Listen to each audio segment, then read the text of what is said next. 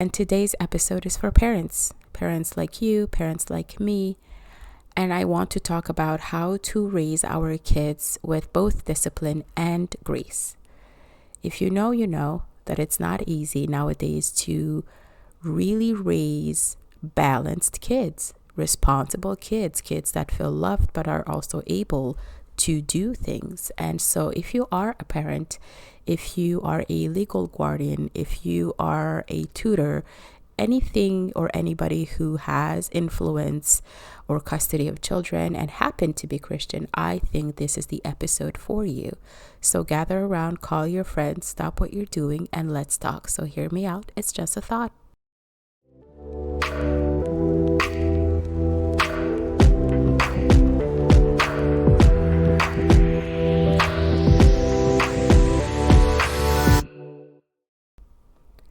All right. It's 2025. You're probably sitting somewhere like in your car, in your home, at your job. You might be cleaning. You might be going through work emails. You might be almost asleep, just trying to find something to get your mind off of your to-do list. And I propose that we spend a couple of minutes together talking about how to raise balanced kids. Or if I can rephrase it, how to combine discipline that is, of course, necessary with grace. Just a little bit of context. Let me take you back to yesterday. I was talking to my husband about just stuff in general. And we came on the topic of our kids. We have 3 kids. I have 3 kids that are young. And we were talking about how he finds me to be giving too much grace to the kids, and I find him to be giving too much discipline to the kids. Or phrased another way, he finds me to be too easy on them, and I find him to be too hard on them. And it got us to discuss, longer and just dive into it. And we realized that both of us want the same thing, right? We want balanced kids. We want capable kids. We want kids that feel loved, and also kids that know God. We want kids that are able to develop their own personalities and interests and make mistakes and mature at their own pace. But we also want kids that are not spoiled, kids that are not thinking that they are the center of the universe. And so how do we go about giving both discipline and correction to our children, but also grace and love and understanding and patience? If you have already cracked the code, put your whole parenting style into the chat and let us know what you do. I have to be honest, we have not completely figured it out just yet. The kids are still young, and we always say that parenting is a long journey. It's not something that you just know, right, how to do. You kind of find out as you go and as you learn and as you grow, as you get rid of your own traumas, or as you kind of put aside the old personality without God and get into God's principles. And so it's an ongoing journey. People learn, people grow. There is no perfect parent. There is no perfect child. But I do think the desire to be better, the desire to be successful at parenting, and the desire to give our kids a chance to grow up in a healthy manner is good, right? We have to talk about these things. So mine and my husband's discussion isn't over. We just threw around ideas. We have a weekly thing where we talk about everything, and I'm sure we have maybe 18 more years or 20 more years or 30 more years of this conversation. But I personally grew up in a home where discipline was present, for sure, right? When we were kids, our mother, so my father died when I was super, super young, a young baby, but our mother was a person who could discipline us. I remember that we were taught respect, we were taught patience, we were taught that we are not the center of the universe. We were corrected if we were acting, out of place. But she also was super patient with us, and she gave us love and grace. And I remember being able to grow up to make mistakes and to sometimes be a little challenging to her and my brothers as well. And we always felt that she was patient with us, that we were allowed to be dumb for a minute and then come back. And she was really good at sitting us down and talking to us. Now, mind you, we grew up in a single parent household. As I mentioned, my father died when I was a very, very, very young baby. And she never remarried, right? So I was raised by other men, my uncles, my grandfather, but she never remarried. So we never had a presence of a father in the house per se. I will shout out to my mother, who did an excellent job. I feel like we are doing okay. So that's the parenting style that I received. And then you have my husband, whose parenting style was different. His family is very much achievers. They do things, they arrive where they need to arrive, they do what needs to be done. They're very hard on people, but they're also very hard on themselves, because they were taught in order to survive, you have to put things aside for a minute and just do. And so fast forward now, when we are parenting, my approach is always, hey, we're raising young girls. I have just girls. And we have to teach them that although they are being disciplined and corrected, we have to give them grace. They have to know that they can make mistakes. They have to know that they can come to us and say, hey, mom, hey, dad, I messed up. And they have to be able to be kids. And so he's the opposite. He's like, well, we have to teach them what's right and what's wrong immediately. We have to correct them when they do something that is wrong.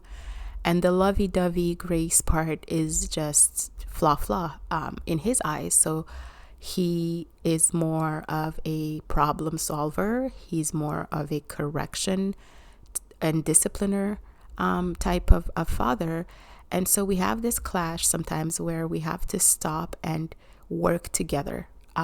If we can jump to the end of things, we have found that we just have to work together. And that's why there is a gift and a blessing in having a 2-parent household and a male and female in the home that are married, that are raising children, because both are necessary and we both have a blind side. If I can talk about what that looks like on the daily, is that if I'm well aware that if my children were raised only by me, they might be the most loved, secure, loving, mature children, but they might be disorganized. If the children were raised only by him, they might be the most organized, the most on time, punctual, polite kids ever, but they would be insecure, or they would feel unloved, and they would have some coping mechanisms that I'm just not a fan of. And so now, thinking about it, I realize that we need each other. My husband and I absolutely need each other. But we need something that's bigger than the both of us, someone that is bigger than the both of us, the both of us, and that someone is God. Because God happens to be the perfect being, the flawless being that gives us not just discipline, but also correction, loving correction and grace. And so I think the verses that I would like to share with you to orient this rambling that I'm doing would be first Hebrews, that talks about discipline. And Hebrews in chapter 12 on verse 11, it talks about how no discipline seems pleasant at the time, but it seems painful. And then later on, it produces a harvest of righteousness and peace for those who have been trained by it. So discipline isn't fun for most of us. either as the person who is disciplining the kids or the child that is being disciplined. But we know that discipline is necessary, and it's an investment in the future of our kids. It produces something that is valuable, which is righteousness and peace. And biblical discipline, for anybody who has been raised getting beat up or just neglected, or with bad experiences, I know that sometimes we hear discourses, or we have seen examples of discourses of behaviors where it was called discipline, but it was really abuse. And that's not what I'm bringing here to the table today. It's mostly that discipline is not a punishment, it's a correction. And we know that the word of God teaches us that when you train up a child in the way that they should go, that child will not depart from it later on when they are an adult. And so if you are a Christian mother, a Christian father, or a guardian, like I mentioned, a tutor, somebody who has influence over kids, it is a strategic move to train up your child in the right way in order for them to remember when they grow up. But doing that, we also have to remember that we can mirror God's forgiveness. We can mirror God's love. And we can have discipline coexist with forgiveness and love and grace. It's just that it's tough to do both. And I will talk for mothers. I can't speak for every mother, but I can speak for people like me who have a full-time job and have other things going on and are trying to stay healthy and drink our water and exercise and do our hair and train up a child and be somebody's wife and be a responsible citizen and contribute to any kingdom-related work. And then you just sometimes find yourself forgetting to discipline the kids and being a little slacky about it, or to the contrary, getting into full discipline mode and getting impatient with your kids and being short with them and forgetting the whole gracious, love, patient, fruits of the spirit type thing. I know it happens because in the moments of my life where I was, for example, on maternity leave or on vacation, I am the best parent ever. I could win awards, okay? Because I have time. I have time to think things through. I have time to plan. I have time to connect with my kids. I have time to just really pray and ask for God's wisdom. I have time to discuss with my husband. I have time to sleep a good night's sleep and eat my fruits and drink my water and go to the gym. And therefore, I am more patient with my kids, but also more focused on discipline. But the truth is, life does not happen in maternity leave, and life isn't vacation for everybody. Unless you have the means, and if you do, kudos for you. We're happy for you, of course, but most of us do have to work and tend to things that make us not have, 40, 50 hours in our day to parent kids with, a Zen attitude. And so extremes are not good, right? In any direction, I feel like my husband is too extreme sometimes, but he also feels like I am too extreme sometimes. And through our discussion, we both realized that we were right, meaning his perspective was shared with me and I was able to see where I was lacking, and my perspective was shared with him and he was able to see where he's lacking. And we both realized that any extreme is not good, because discipline without grace, it will lead to resentment. Let me say that again. Discipline without grace will lead to resentment, and it will lead to legalism. It will lead to your kids doing things because they fear you, but also feeling misunderstood and unloved, and they will grow to resent you in the future. But also, grace without discipline, what it will do is that it'll foster entitlement, and the kids won't be accountable for anything in the future, and they will not be able to live in the real world. And if you're a millennial, if you're somebody who's over, let's say 30, let's just say over 30, you have grown up in a time where our parents and grandparents' parenting styles made us a little bit tougher. Am I wrong to say that out loud? So it made us tougher. We're able to go in the world and kind of understand that nothing was about us. And I'm sure you have had an episode where you met a younger person and you thought to yourself, man, you are fragile. I don't know if you're like me, if you've seen that, where you met somebody, you met a kid or you met a young person, and you realize the world will break you because you don't have what it takes to face the real world. You were coddled and you were protected and you were given way too much grace without any discipline. And that's what happens when we're in the extreme, when one is lacking. And so today I just want to encourage a parent, who is wondering how to go about it, who is maybe realizing I'm too tough on my kids or I'm too easy on my kids, and I'm afraid that the real world will kick them in the butt. I want to get rid of my bad habits as a parent. I want to get rid of my bad ways and just adopt something that will make me successful. And I think God is the way to go. Simple as that. I think God demonstrates both in his I can't speak today, in his parenting to us. Let's put it this way. God is our Father, but he demonstrates both in his parenting.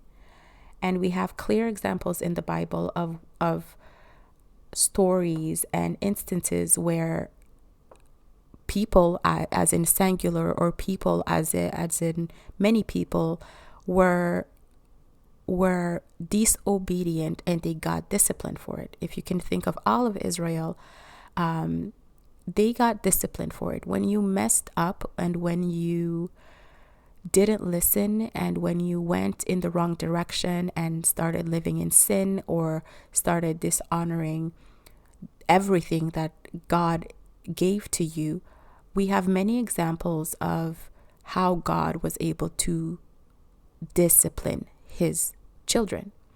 But we also have clear examples of how God was able to spare a person who was deserving of punishment. And if you're like, what story? What is JJ? Well, it's you. It's you. It's me. We are sinful. We are imperfect. We are disobedient at times, but we were given the ultimate grace. And if you don't know what I'm talking about, there's a person named Jesus that I invite you to meet, and you will feel loved and you will feel blessed and you will be filled with God's love, is what I'm saying. And so to look to God in our parenting, to inspire ourselves from our God, is the way to go. And I think we can discipline our kids, but also provide grace to them. And there's ways to do that. So let me get my sheet because I wrote down a couple of ideas. I was trying to be structured today. And so to discipline your kids is to give them what they need for the future. Look at it that way. To discipline and correct your kids is not you being mean or punishing them or anything like that. You are investing in them. You are training them up in the right way. And so I think before we discipline our kids, we have to pray for wisdom. We have to pray for patience before we respond to our children. And some of us are really good at, we're already patient, right? We're already very chill as a person and we don't yell, and that's fine. But for others who might be a little bit more, vocal about things or have ways of communication that are unhealthy, I want to remind every parent here that praying for something specific is requested of us. When the Word of God teaches us that we can send our requests to God, and I'm paraphrasing here, but you can absolutely pray for wisdom and patience and a loving tone when you are responding to your child or before you respond to your child. We can also consider what's behind the behavior, right? A child that is misbehaving, or a child that is challenging us, or a child that is, acting out, most times we fail to look behind the behavior to find out exactly what is going on. And I've come to realize that my 3 kids, when they're acting in a way that I find, bad, there's always something behind. There is a need that is not met, or there is just ignorance on something, on how they should do things, or there is a development phase going on where they're learning what their power is, where they're what is the reach that their voice has, where a child might be just tired. So you can help yourself discipline your kids in the correct manner if you learn to see the heart behind the behavior. That's the best way I can put it. If we learn to see the heart behind the behavior, we will target the right thing when we are disciplining our kids. And I'll give an example. I have one of my children who, let me plug my mic before I lose you all. Technical difficulties. And I think I can talk at the same time. Okay. Is it plugged in? All right, success. So I have a child of mine. One of my daughters is slow, meaning when she does things, she takes her time. She's the kind of child that if she's eating, she'll take a minute. If she'll eat for a long time. If she's doing her homework, if she's brushing her teeth, if she's making her bed, everything seems to be slow motion with her. Whereas 2 of my kids are like bing, bang, boom, done, right? They wake up, when something has to be done, it's just done immediately. And I realized that I was being impatient with that one daughter of mine who takes time for 2 reasons. One, we all live a busy life. We have to be at school at a certain hour. We have to drop our kids off, and then we have to start working. We have things to do, and so it seems to us that when a child is taking their sweet time, they're kind of like wasting our time. That's how we see it, or they're inconsiderate of our time. And so we get up in our feelings about it and we start getting mad. That's the first reason. The second reason is that we tend to compare our children with other children. So because I have 2 kids that are super fast in their things, they kind of do what they have to do, it seems like my 3rd one is taking longer. And that's the oldest one, by the way. And I came to realize when I was talking to her, she said, "Mom, I like to do things correctly. I like to taste my food. I like to make sure that if I'm brushing my teeth, I kind of look to see if it's clean." She said, "If I'm doing my homework, sometimes it takes me a minute to understand what I'm reading, so I have to make sure that it's well done." She said, "If, you're asking me to do 2-3 things, I have to concentrate on one thing at a time." And so I realized that she is just set up that way. It's not that she's trying to disrespect me. She's just set up that way. And I have found a way to discipline her, right? To make her look at her room and understand if people are in a hurry, but also to put strategies in place. I told her, "Listen, you will be woken up earlier than your siblings. You will start your day 10-15 minutes before everyone, and then that way you can do the things the way you need to do it, because I understand that you want things to be done correctly, but you shouldn't then make all of us late." And it's been going well so far. I just realized that she's not a mean girl. She's not just inconsiderate. She understands that she has to be ready when it's time to be ready. But she was willing now to wake up earlier and do her things at her own pace. And so we attacked the problem together. I disciplined her in making her see that time will not wait for her. But I also put a strategy in place with her where she gets to master her time. So if you know you are a certain kind of way, the world will not wait up on you. The school will not wait up on you. Mommy and daddy will not be late because you're late. But you can take control of your time and wake up a little bit earlier and do things in a satisfactory way for you, but we still leave on time. And everybody was better for it. I learned to look behind the behavior. I learned to put strategies in place with my children, keep the discipline up, but also give her grace in taking a moment to understand what's behind it. So that worked for me, and I'm happy it did. And we can use calm communication to explain the consequences of things, right?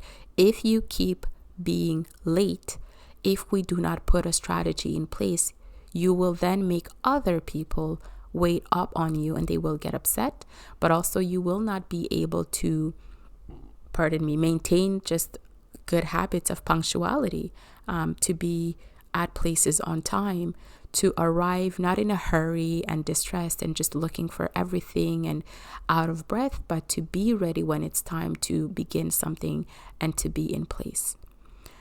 And we also have to make sure that if we are disciplining our kids, we put consequences in or punishment that is fair and consistent.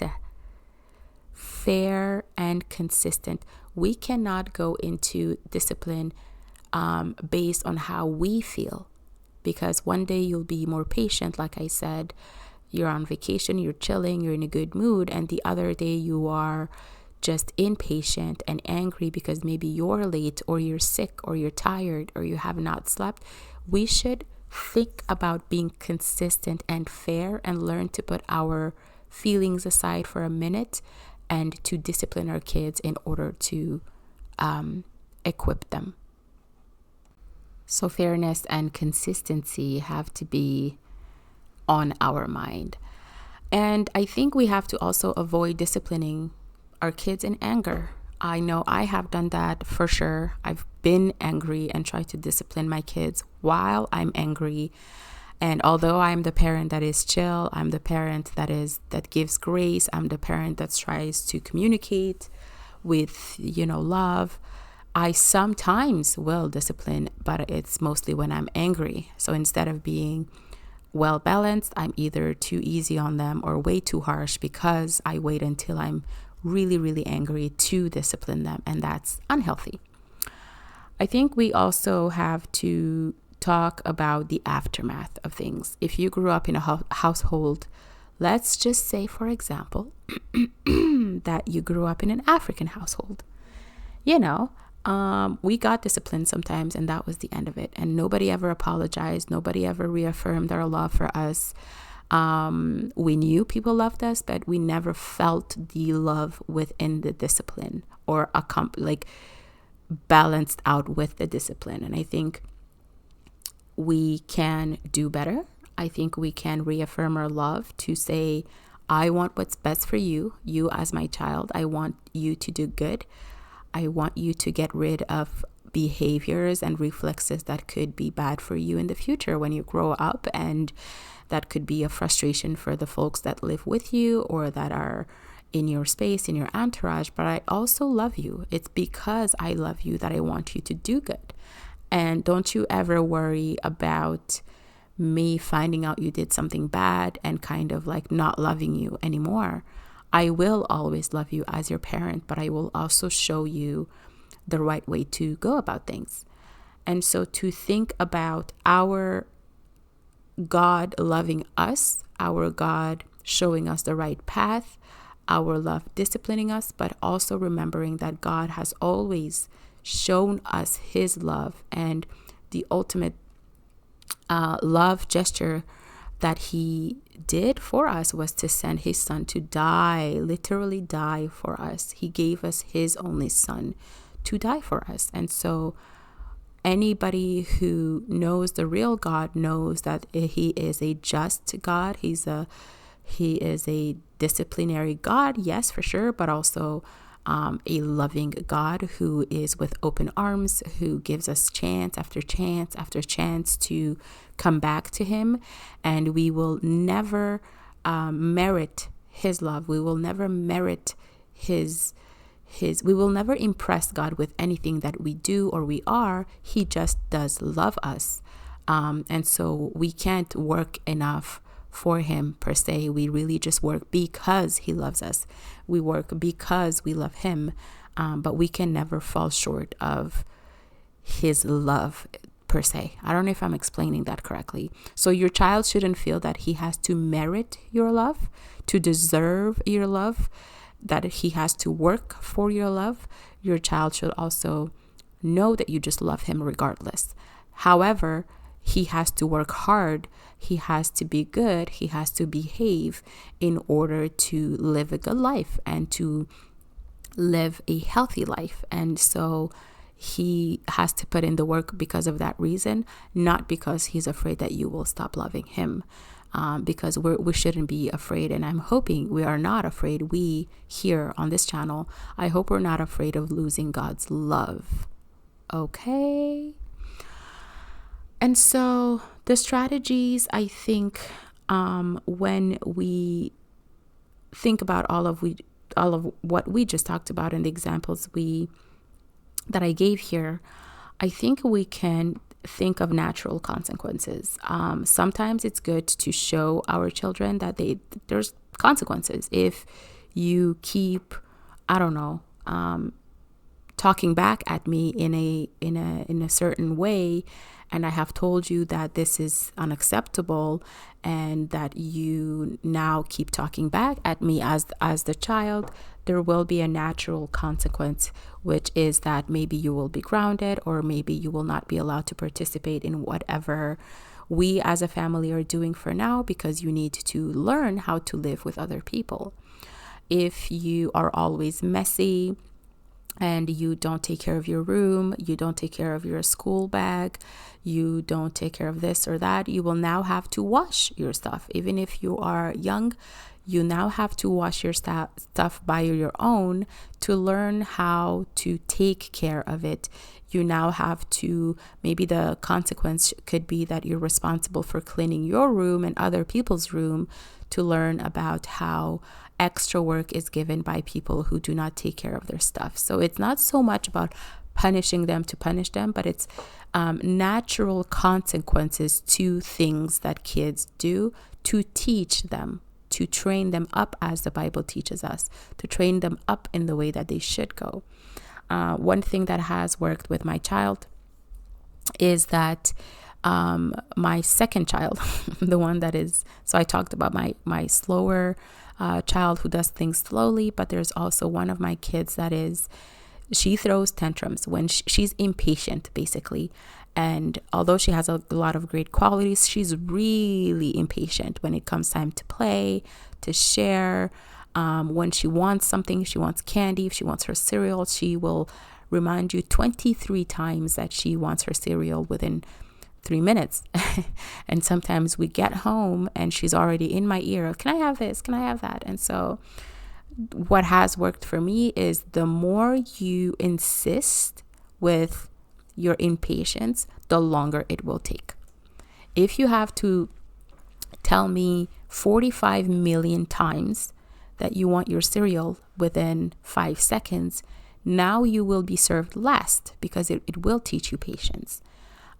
If you are throwing a tantrum because you were not the first to receive something, not only will you not receive it, you will actually go and be in your room or have a timeout there, and now it's taking you even longer to get the thing that you wanted. So natural consequences, not imposed consequences. Consequences that teach them to get rid of that behavior or get rid of that reflex, your child shouldn't feel that you're punishing them just for the fun of punishing them. Or I guess your child shouldn't feel that you're disciplining them. Let me switch up the word. Your child shouldn't feel that you're disciplining them for the purpose of punishing them. They should understand that you're teaching them a lesson. I hope that's clear. And then we have to create space for repentance, for restoration. If your child shows you that he is sorry or she is sorry, if your child is doing things better now, to then welcome that with open arms and get rid of our anger and our frustration, and just take that, put it aside, and welcome your child who's making an effort. And so I truly encourage each one of us to think about that. If you are a disciplinary type of parent who forgets sometimes to give grace and show patience and show unconditional love to your child, I invite you to look to God and see the relationship, the parenting relationship he has with us, the way he goes with about us not behaving properly sometimes, the forgiveness that he gives us, the love and the grace, right, of God, and to incorporate that into your parenting as well. If you're struggling, to of course pray about it and make a team with the other parent, if the other parent, that's their forte, to copy paste what they have been doing. If you are the opposite and you're the parent who's lovey-dovey and who never gives discipline, or who never disciplines, their kids, who always gives grace, who always is very patient and loving, but neglects the discipline, to start and understand why discipline is necessary, and to look to ways to make your child and yourself understand that it's for their own good, and to adopt ways to communicate and to impose consequences, to be consistent, to be fair but consistent in the discipline that you give your kids.